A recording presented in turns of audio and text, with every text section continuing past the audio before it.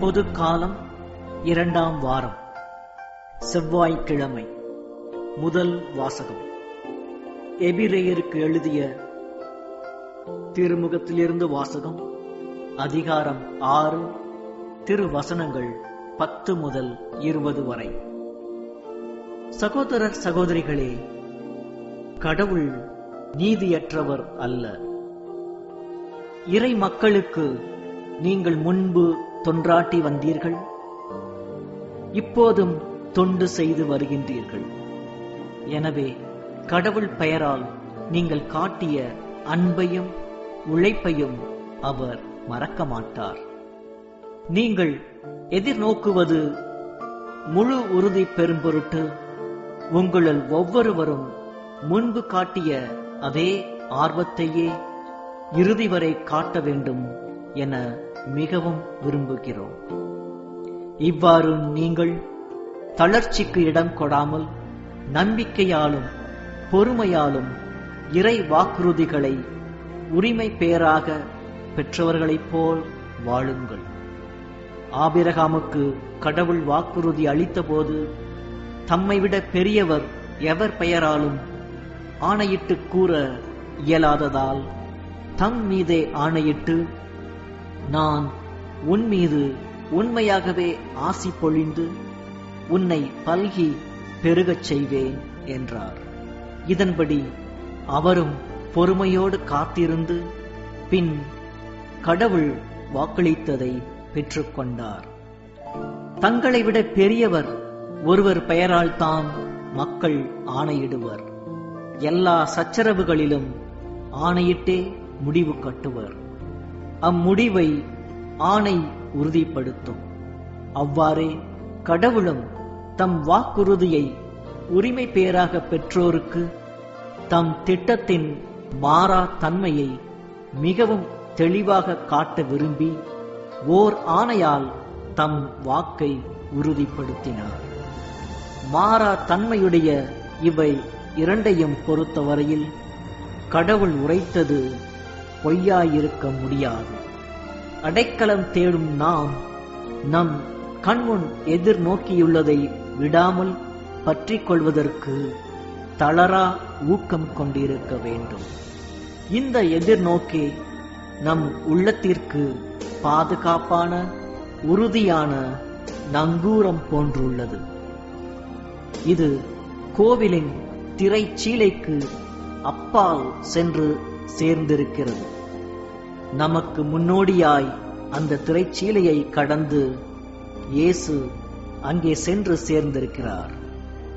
மெல்கிசதேக்கு முறைப்படி என்றென்றும் தலைமை குரு என்னும் நிலையில் நம் சார்பாக அவர் அங்கு சென்றிருக்கிறார். இது ஆண்டவர் வழங்கும் அருள்வாக்கு. இறைவா, உமக்கு நன்றி. நற்செய்தி வாசகம். மார்க்கு எழுதிய நற்செய்தியிலிருந்து வாசகம்.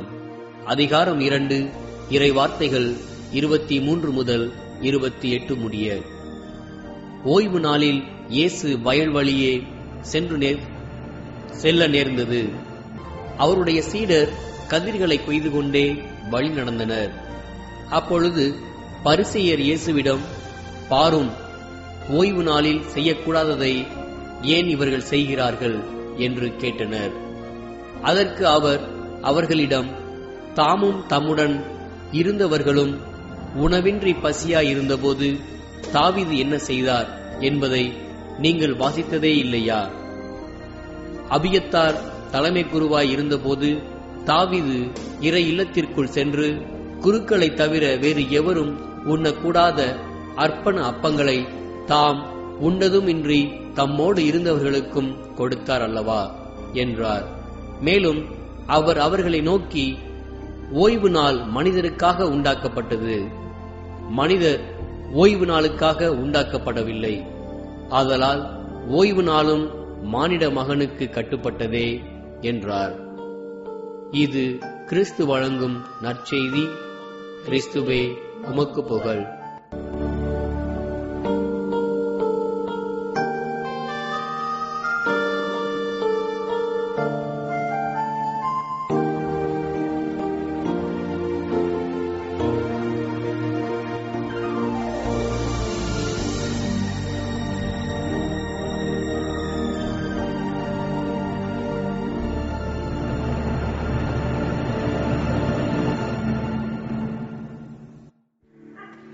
பிரியமானவர்களே, இரண்டாம் உலகப் போர் சமயத்தில் ஹிட்லர் குழந்தைகள் மற்றும் பெண்கள் உட்பட ஏராளமான யூதர்களை சித்திரவதை முகாம்களில் அடைத்து வைத்து அவர்களை சித்திரவதைக்கு உள்ளாக்கியது நாம் அனைவரும் அறிந்ததே.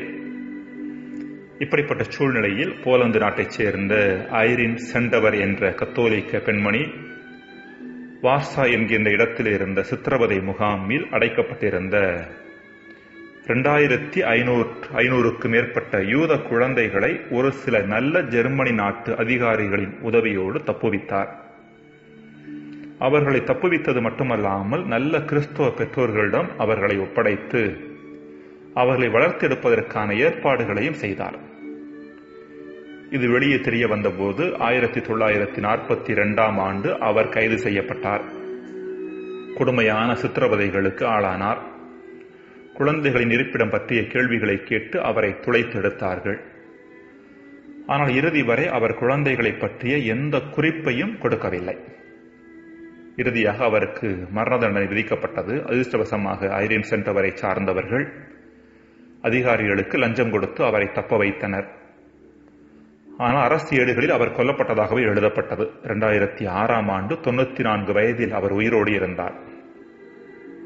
பிறருக்கு தொண்டு செய்வது என்பது ஒரு அற்புதமான காரியம். அதனால் தான் பாதிக்கப்பட்டாலும் பரவாயில்லை என்கிற மனநிலையோடு தொண்டு செய்கிறவர்கள் இன்றும் இருந்து கொண்டிருக்கிறார்கள் என்பதற்கு ஐரின் சென்டவர் ஒரு சிறு உதாரணமே.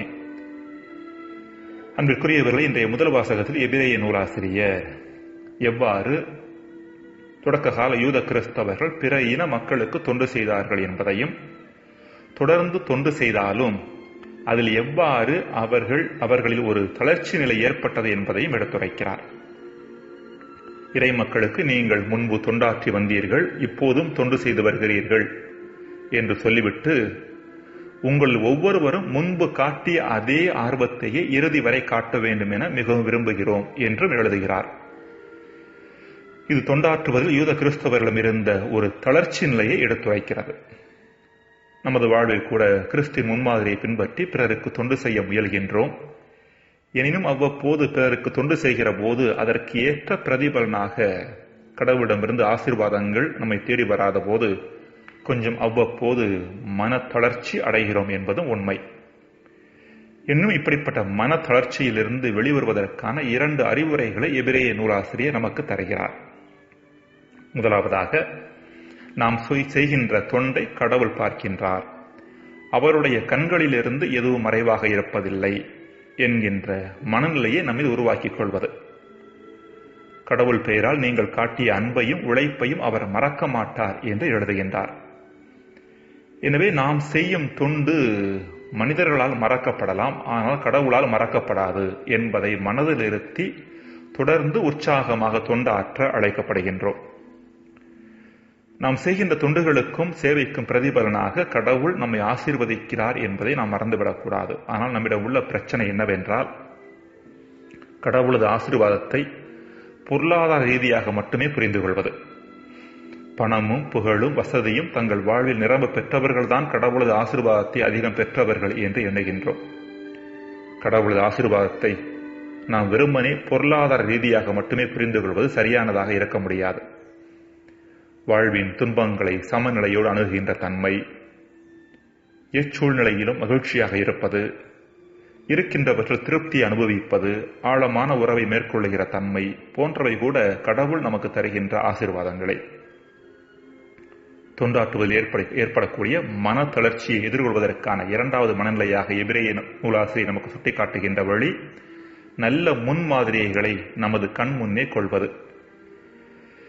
இன்றைய முதல் வாசகத்தில் எபிரேய நூலாசிரியர் ஆபிரகாமை முன்மாதிரியாக தருகிறார். ஆபிரகாம் பொறுமையோடு காத்திருந்து பின் கடவுள் வாக்களித்ததை பெற்றுக்கொண்டார் என்று எழுதுகிறார். ஆபிரகாம் எவ்வாறு விருந்தோம்பலில் தொண்டாற்றுவதில் சிறந்து விளங்கினார் என்பது நமக்கு தெரியும். இதற்குரிய பலன்களை அவர் உடனடியாக பெற்றுக்கொண்டது போல தெரியவில்லை.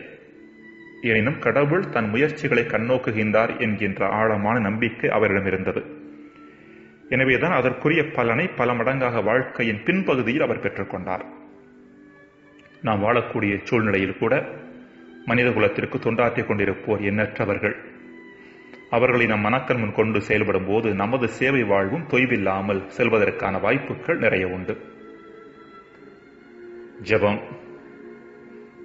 இறைவா, வாழ்வின் நிறைவையும் நிம்மதியையும் பிறருக்கு ஆற்றும் தொண்டிலிருந்து நாங்கள் பெற்றுக்கொள்ள வரம் தாரும். ஆமேன்.